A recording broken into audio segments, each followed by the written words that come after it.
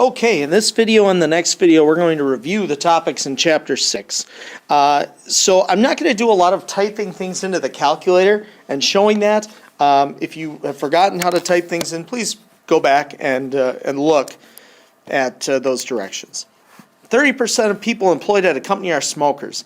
Let the random variable x be the number of smokers in a sample of five. All right. First question, is this binomial or geometric? Well, this is a binomial setting. And the big clue here is that x is the number of smokers in a sample of 5. So we're doing, we have a set sample size, a set number of observations or trials, and that's what makes this thing binomial.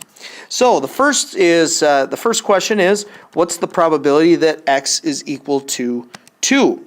So this is a binomial setting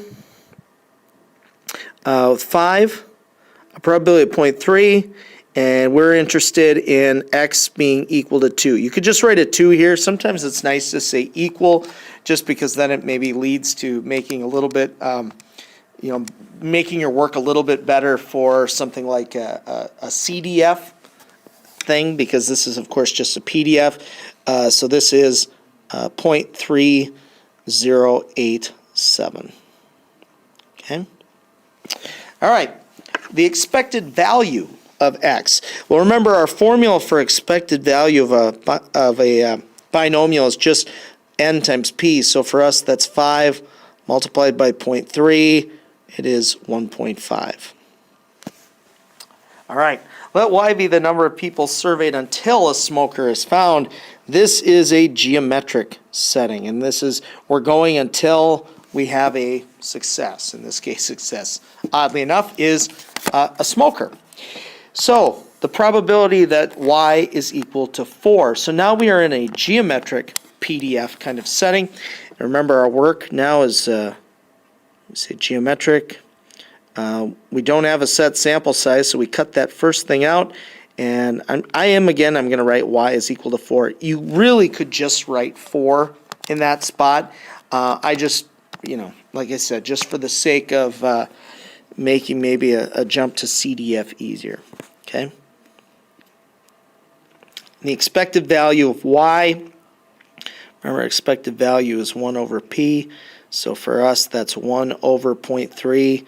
That is 3.33. Of course, repeating. So that's our expected value.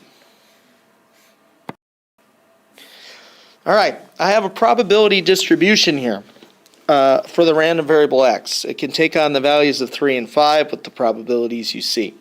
So the expected value, well, remember the expected value formula is the sum of the probabilities multiplied by x.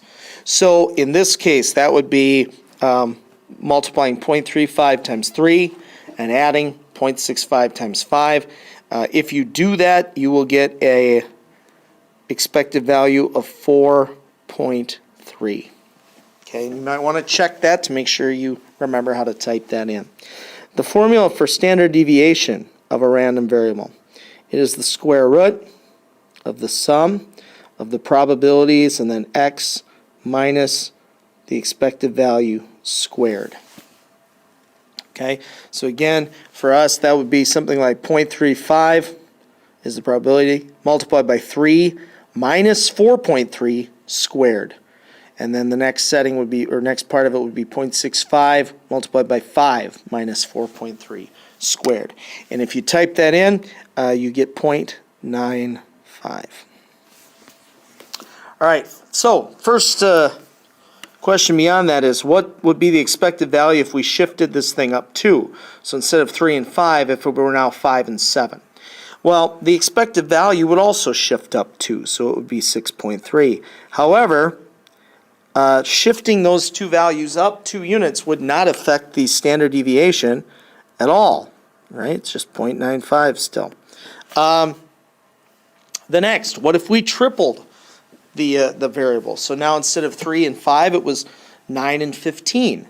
Well, we would also be tripling the expected value. So 4.3 times 3 would be 12.9. we would also triple our standard deviation, okay? Because we have increased the spread, right? Before, these two things are only 2 units apart, but if we tripled them, 9 to 15, now we've tripled that value as well. So tripling 0.95, we get 2.85, okay? Now, find the expected value if we added this random variable together 3 times. Well, we really just do 4.3 plus 4.3 plus 4.3. We would get 12.9 again. However, for this standard deviation, what we would have to do is we would have to take our standard deviations and square them and add 3 of them together. And then take the square root.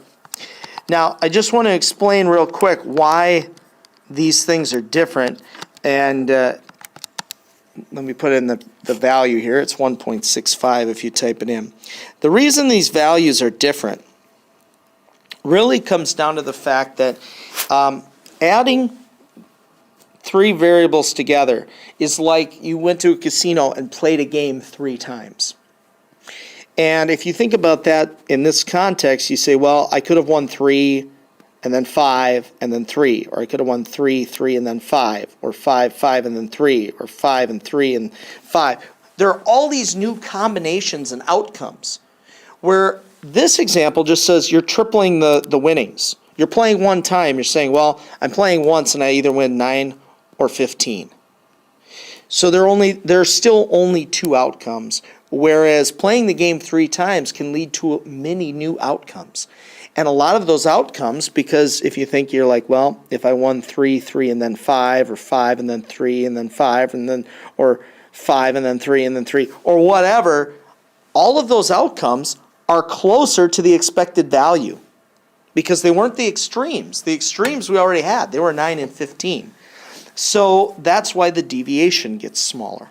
Okay, so be very careful in your reading, like what's happening. Am I just playing the game 1 time and tripling it, or am I really doing it 3 times? Okay, now find the expected value if we double it and then add 1. Well, expected value always behaves exactly the way you think it would. So doubling would get 8.6, and then adding would give us 9.6. And finding the standard deviation, well, the plus 1 will not affect the standard deviation, but the doubling will give me 1.9. All right, in the next video, we're going to look at the closing questions for this chapter. Here you just saw some examples of binomial and geometric, as well as how we can put random variables together.